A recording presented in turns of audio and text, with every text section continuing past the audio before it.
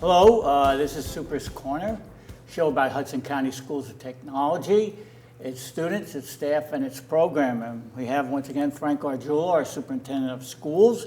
I'm John Pluchino, and we have Vinny Nardiello. How you doing, John? How you doing? English teacher here at the school, and also the originator of Comedy Workshop. That's right, Comedy Workshop. We've been doing it now for 6 years. Here at High Tech. It's an after-school class. What we do is it's a stand-up comedy class, and students, they come to class every week. They develop original material, and 3 times a year we do a big show for the school. And you put it on. Now, Frank, you're, I think you have, you're like Dean Martin in some ways. He has comedic timing. You just I'm glad you mentioned that. comedic Yeah, timing. I thought you were going to sound like, something like that. But you know, what makes comedy? What, in your estimation, Frank, what makes good comedy, and what makes people laugh? I don't know what makes good comedy. I know what makes me feel good. You know what I mean? So I mean, comedy is it's like one of those things that you really can't identify, because some people are humorous just by their very lifestyle, how they go, how they operate with you, and kind of like I love fooling around, playing, and I call it playfulness. And I think there's got to be a certain amount of humor in everybody's life. These guys orchestrate it, which is a little different, but I think equally as important. Because I mean, so most people find it easier to get mad. They don't find it so easy to smile and be happy, kind of thing. Right. So any help you give along the way when those things are terrific. I mean, the program he runs, the stand-up comedy piece, you only see what happens on the stage, and then you judge it. You say it's good, it's bad, you laugh, you don't laugh. But for the kids, it's a whole process of getting up there to do it. So just think of a kid doing that stuff 3 times a year, like he said. They raise some money for their scholarship fund, which they give to the school. But those pieces are, the journey is so important. And the end result really is, if you're funny, you're funny. If you're not, you're not, kind of. And pretty soon, interesting thing about that, you get immediate feedback. Because if you're truly funny, they're cheering, laughing at it. You're not so funny. Like every once in a while, I'm a kind of a prankster, a jokester. Right. So I'll say something's not so funny. Right. You know what I mean? So, whoops, in my own head, I should have never said that one. You get the feedback comes automatically. Right. But I think, in my own senses, I wish there was more of it in the school. Right. People were more lighthearted in terms of not so serious. Right. We spend a lot of time in schools being extremely, extremely rigid in a lot of our ways. It goes with the structure. And we forget the fact that we're human beings. And part of being human is, of course, to smile once in a while, and then humor definitely sits into anything. Breaks the ice. Yeah. It does break the ice, and I was telling Vince that it's a lot like radio. I mean, presentation, organization, timing. There's a lot of elements that go into, the thing is, once you get good at comedy, you make it look easy. So people might look at it and go, oh, it's just talking. But when you're good at it, it looks like you're just talking. Right. It's all that preparation that makes it so that you can look like you were just talking. Right. What you were mentioning before, Mr. Gargiulo, about just being funny in your everyday life. That's one of the main things that I try to really stress with the students is look at your real life and figure out what's funny about it. So I have students who you'd be amazed at how lighthearted they look at some very serious topics in their own life. Like I have students there, if you heard what they were going to talk about, you'd say, I can't believe these kids are going to be talking about, but they're talking about their parents' divorce. Some of them are talking about, serious, their grandparents being ill, and finding humor in those, pretty dark situations, right. but still looking at it in a humorous way. And which I guess is a good way to live your life, but also, just looking at their own lives and figuring out what could be funny about this. How do I turn this into something funny? Yeah, I always thought about, in education today, a lot of our teachers struggle. And I struggle with the fact of how teachers are trained out of college. And I suggested to several colleges that they probably should give every teacher a course in some kind of humor or comedy that they can interject into their subject matter. To create an atmosphere of, first of all, getting somebody's attention. There's no better way to get a person's attention than that kind of, than some kind of humor or some kind of a joke. And my sense is that every teacher should have to go through a year of how to perform, not content, not how well you know your math or your science or that, but how you deliver that. How to be interesting. And part of it should be. Well, we are performers. Absolutely, Performers, we have to hold absolutely, yeah. attention. Yeah, and it's just another method of, well, you happen to be using humor, but performance could be anything. But getting people's attention, because when you go on stage, when you perform on stage, you're really there to get somebody's attention. That's what you're there for. Yeah, well, I mean, Because that's what drives I you. taught before I did stand-up comedy. Right. And Well- teaching was training for stand-up comedy. And then when I started doing comedy, that became something that worked in the classroom as well. Like both things sort of, fed into each other. Well, most of your training came on the job. So you were put in a classroom in front of a class. You had the content. You knew about the history. Yeah. The delivery piece, those other pieces. We didn't really do it in front of a big group Yeah, all right. the time. Well, every day. well, and the again, you didn't take a drama class. You didn't take a performing arts class. You didn't take any class that gets you ready to, because teachers are performers. Oh, if you saw me act, you would know I didn't take any kind of Oh, yeah. drama class. I know. Well, We're going to stop right here. We're going to see a video on the comedy workshop that Vince has done over the years, and something's coming up, right? soon? Monday, we have our Monday's final show of the coming. year. All right. So let's see a video. We'll come back and we'll talk a little bit more with Vince, okay? Okay. I had no idea I was going to be hosting till about an hour ago. I've never done this before. Really awkward, my knees are shaking, got butterflies. I forgot to release my urine before the show. So my first go, I was talking to my friend, I was really nervous about hosting. He was like, oh, you should try to flirt with the audience. I can't flirt. It's like, hey ladies, I got 3 stars on every level on Angry Birds. Who here saw the guy walk across Niagara Falls? Hey, only about 5 of you know what I'm talking about. The rest of you have lives.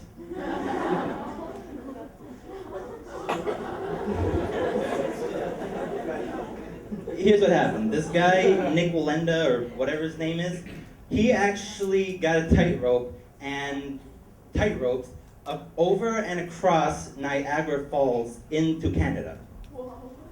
Yeah, wow. My question is, aren't there easier ways to get into Canada?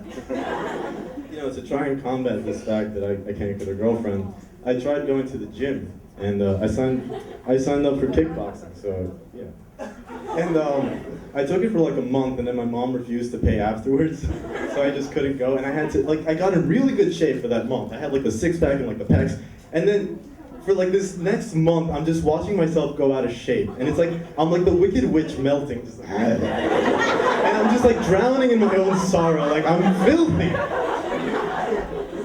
And the thing I noticed the most about that place is the trainers. Like there's, it's all like cardio stuff. It's not really lifting, but you can. But there's trainers, and they're really obnoxious Hispanic men that are just like running around like, come on, mommy, let's go. You can do this. Vámonos! And The last week, I've been using the shampoo and my hair feels so soft and I love it. It's great. So as soon as I get into the shower, I always take my glasses off because it gets really foggy in there and I can't see anything anyway. So let's just take them off. So last week, I've been taking off my glasses, rinse my hair out, grab the shampoo. When I grab a bottle, I look really close to see if it says shampoo, conditioner, body wash. That's it. And this new shampoo that my mom bought says shampoo. So I've been using it twice a day for a week, and my hair feels great. It's so soft. All right, so now we have 2 dogs. They're Malteses. They're small. They're very, very well groomed. We get them groomed professionally once a month, and we clean them ourselves bi-weekly. And so yesterday I'm in the shower, and I didn't take my glasses off. I'm looking for this shampoo. It's great, and I see, all right, my mom's, some Axe, dog shampoo, some more soap, everything. I was like, I can't find it. I took my glasses off, and that's how I normally find it. So I was like, oh, there it is. I grabbed it. And then I took a closer look, and there was a poodle on it. And I didn't say anything. I didn't say anything to my mom, and I was like, let's just pretend I never saw the poodle. So I went ahead and I put it in my hair anyway, and I was thinking to myself, my hair feels great. I won't get fleas, but my mailman has been looking at me funny. So, let me start off with a story from today. I had to do a Spanish presentation. Well, I had to make one up because it was late. And it had to be about 5 people from North America. So I go, I'm Googling Spanish people and Spaniards and whatnot. And then I find these 5 people, write them down, and go to Miss Popiel. And I start doing my presentation. Miss Popiel is Cuban, and the people I picked were Cuban. And it turns out I picked like 5 evil dictators from Cuba who murdered like thousands of Cubans. Yeah, I didn't pass. It's really weird having a little brother when you're 17, because it's like you're the father when you're with them alone. So I'll take him to the park and it'll be like, oh, it's one of those crappy dads from Teen Mom. No. This is a song I wrote about losing my virginity.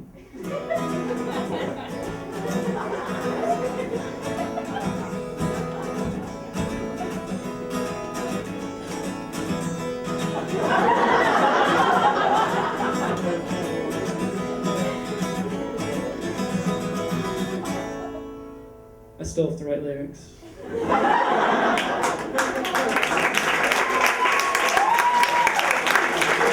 I've been trying to pick up chicks for a while now, and I've been doing lots of different things to do it. First, I stepped into social media. I tried to see if that would work. It didn't. But I got on Facebook, and I started adding girls I thought were cute, and then I'd like their pictures. You know what I'm saying? You guys have all done this. You just like the picture, and then you're like, please just message me back. Poke me. You never get any pokes back or anything. It's alright. So I updated my Facebook status. I was just like, lonely, need someone to talk to. Or whatnot. My mom liked it. My mom came in my room later, like, Matt, are you okay? Are you sure? You said you're lonely? I'm like, yeah. I was joking. My friends were on my page. I'm from North Bergen, and I grew up in North Bergen, and I was one of 3 non-Hispanic kids in my graduating class, so I kind of really had to learn to be funny quickly. Because it was like, hey, fat white kid, give us one reason why we shouldn't kill you right now. Sexy time, very nice. Bored. Well, you're good to go. Let's invite him to parties and not have any of the girls dance with him. It wasn't that sad, chill. I'm like 8th grade, I don't know what I'm doing. After the new house, I get robbed. So, and this robber is just an example of how you can never fix stupid. So, alright. So, first thing this guy does, he breaks into our car, right? Now, he does this by smashing the window with a brick. Let me ask you, if you had to smash a car window, which one would you smash? Anybody? Alright, this genius breaks the back window, crawls through the front, cutting himself in the process, so he's getting robber blood all over my car. And he gets to the front. From there, he opens our garage, right? Now, he wasn't a murderer, he's a 19-year-old Guatemalan guy. So, from there, he opens our garage. Now, in that garage, pay attention to this, we have a flat screen TV that hadn't been put up yet, and a gigantic jewelry box. This guy decides to steal a basketball, a broom, some leftover Halloween candy, and a box of children's books. I feel bad that he was arrested because for all I know, he could have been robbing us to give to an orphanage. Orphan jokes, yes. Oh my god, I'm so good at hosting.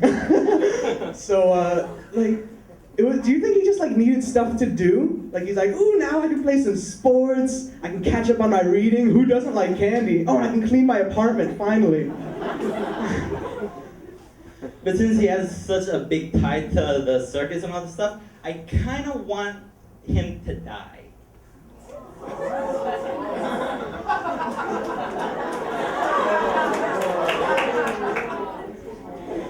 Not because I hate the circus or anything. I do, but because I want to see the funeral.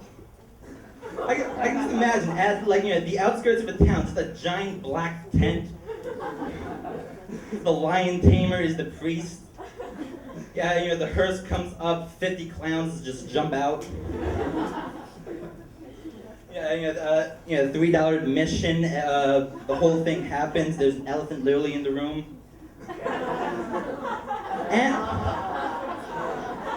And at the finale, instead of cremating the guy, they put him into a cannon, threw the ring of fire. Rappers, I mean, actually they think they're smart. They're not actually smart. I'm gonna quote a couple rappers and tell you the hidden things behind them. So first, Nicki Minaj. She says, "Give me all your diamonds and give me all your residuals." You don't know what residuals are. Mainly because I had to look it up. I don't know what residuals are, therefore you don't know, and none of your audience knows what residuals is.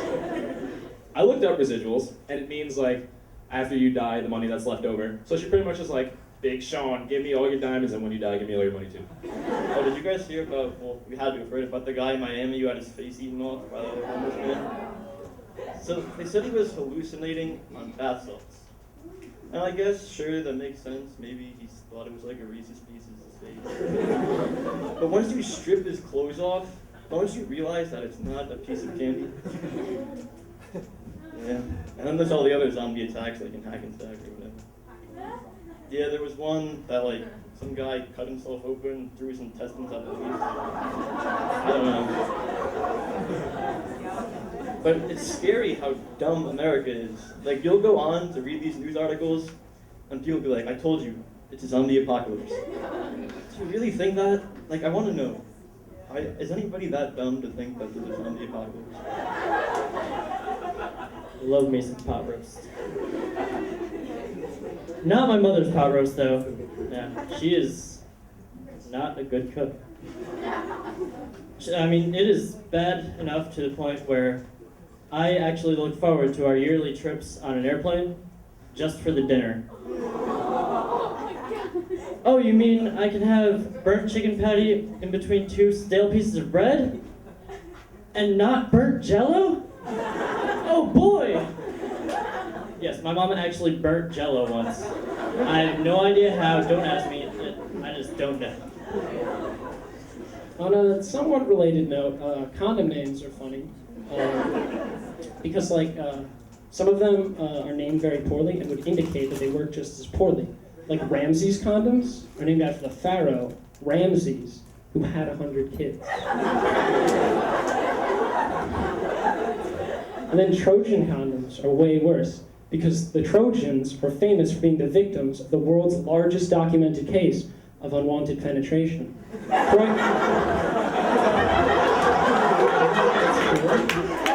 Troy got entered by thousands of guys without even knowing it. All the Trojan condoms imply is that a vessel will break open inside of you and release a horde of unwanted invaders that will set your insides on fire.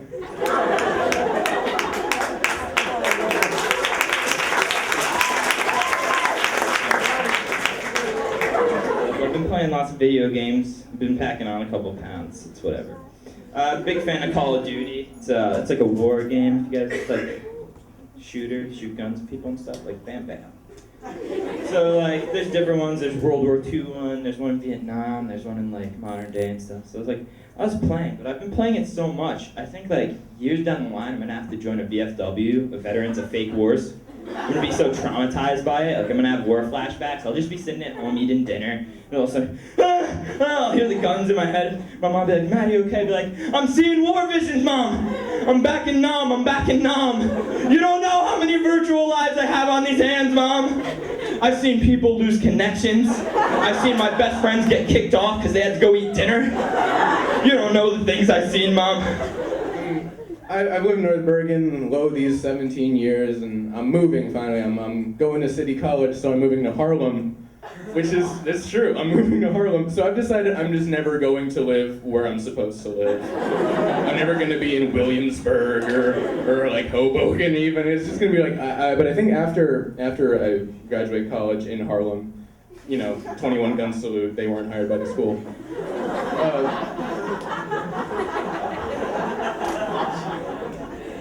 I'm gonna live the dream. I'm gonna break out and finally hit the sun-drenched shores of California to Compton. I was in line at Home Depot the other day, and I hear a conversation I would never forget. There's a middle-aged woman, right? and two teenage girls go up, they're about 13, 14, and they start talking, right? I'm guessing they knew her daughter or something. And one of them's talking about normal stuff, like, oh, I scraped my knee in soccer, boo, you know. And the other's like, hey, did you hear I had my baby yet? And I'm like, huh? And they start talking about like it's the most normal thing for this 13-year-old girl to have a baby. And then the woman says, oh, what'd you name her? And the girl looks at her and she's like, I named her April. And the woman's like, oh, so now her name is April May? Oh my God, that's so cute. What? How is anybody that stupid? How do you come up with it? Oh, I was just staring at the calendar and it just came to me. Genius. There was this girl I used to like a lot that I finally built up the courage to talk to her. And by that, I mean, I typed in hey in Facebook. I walked around my room for half an hour waiting. Just like, I didn't even send it yet. I was just like nervous. Then like, out of frustration, I just hit the enter key, run to my bed, cry for a bit, and then wait for the response. Which probably wouldn't come, but it did. Luckily, for the first time, someone responded. And I ended up having a conversation, and then we get somehow into the topic of clumsiness, and I see that I say something along the lines of, my IKEA furniture is trying to kill me. And that is, you know, it took a while for my brain to like register that, like, and then like the back part of me is like, what the hell did you just say? You stupid ass! Another thing I hate terms. You might not understand what I'm saying, but like, I'll give you an example. All right, anyone that says half a dozen rather than 6, I don't like that person. If you ever hear a person say the word fortnight, punch him in the face. But the real thing I hate is, when I was younger, my grandmother used to make me watch the news with her all the time because she felt like it would make me know a little bit more. But I was 5 years old and traumatized because of all these like murders. But that's fine. So I would always hear, every night, I would hear, oh, a man was just shot at gunpoint, or a woman was robbed at gunpoint. And like, yeah, yada, yada, this all happened at gunpoint. In my head, I'm just like, why do they keep going there? If gunpoint is such a bad place, why do people keep going to gunpoint? Like, seriously, that's just stupid. I never want to go to gunpoint in my entire life. The thing is, I am just a little too skinny. I would like to be fat.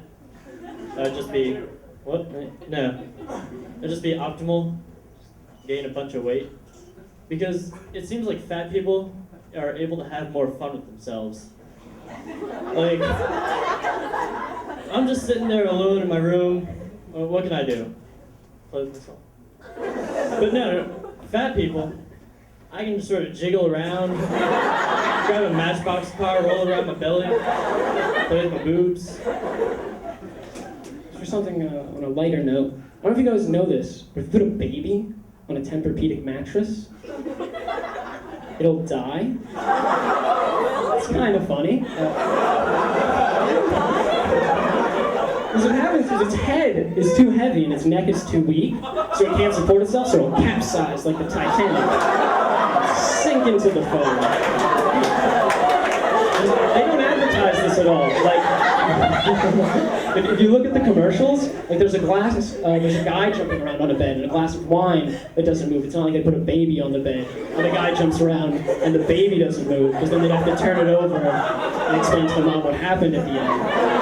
But I don't get why they don't advertise that, because I think that'd make a really good slogan. You know, Tempur-Pedic mattress, so soft, it could kill a baby.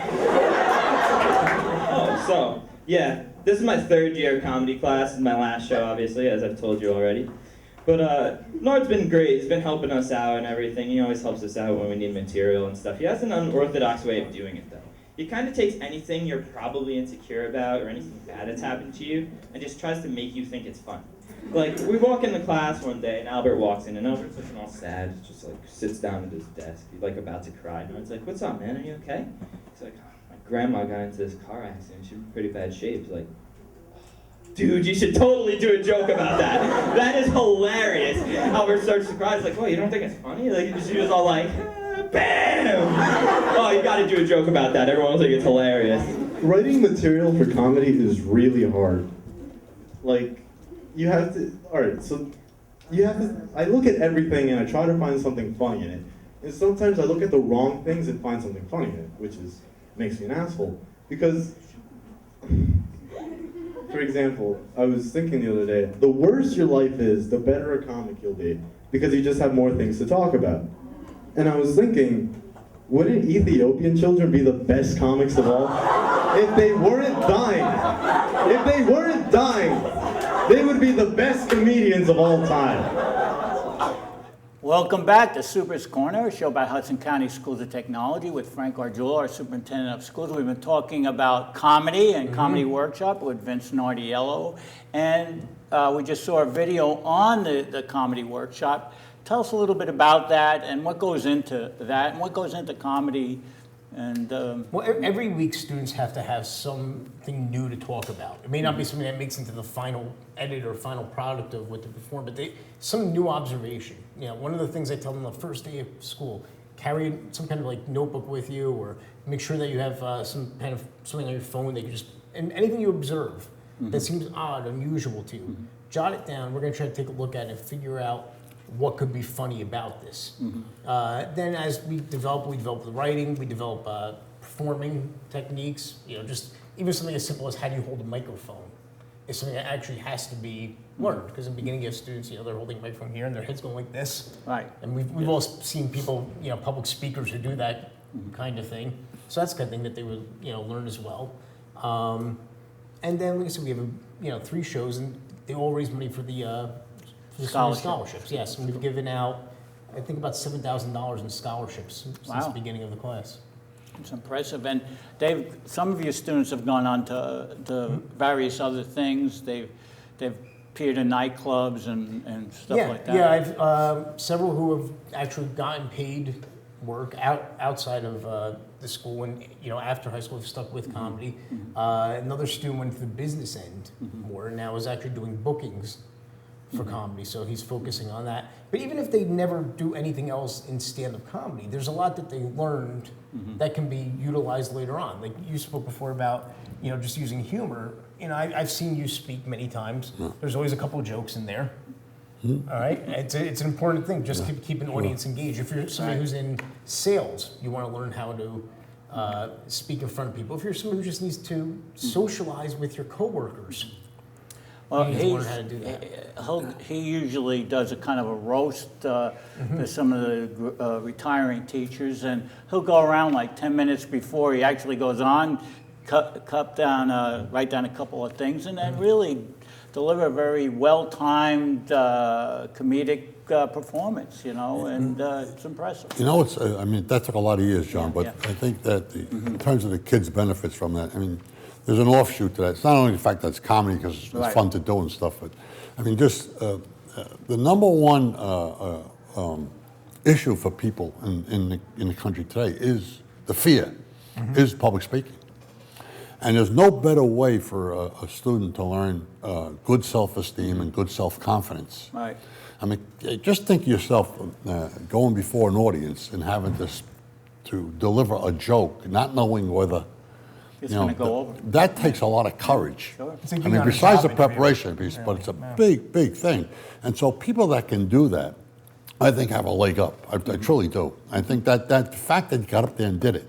I still have things that give me heart palpitations. I'm definitely not a performer, although I perform in some things. Right. Yeah. But if you asked me to go on stage and recite a Hamlet or something, I think I'd have a heart attack. Right. I really do. But I'm just saying is that training has a lot of benefits in a lot of different ways. Most of them aren't going to be comedians for the rest of their lives, but the pieces they pick off on that can be extremely helpful. And as anybody with a sense of humor captures other people's attention right away. Well, I've got to stop here. I want to thank Vince Nardiello. Quickly, where are you playing? All right, let's see. Where am I going to be? All right, next Wednesday I'll be at Gotham Comedy Club in New York City. Thursday I'll be at the Comedy Cove in Springfield. And on the weekend I'm somewhere, but I can't remember. Thank you, Vince. Thank you, Frank Gargiulo. And big show on Monday. Big show on Monday, the workshop. I'm John Pacino. Thanks for watching this segment of Super's Corner.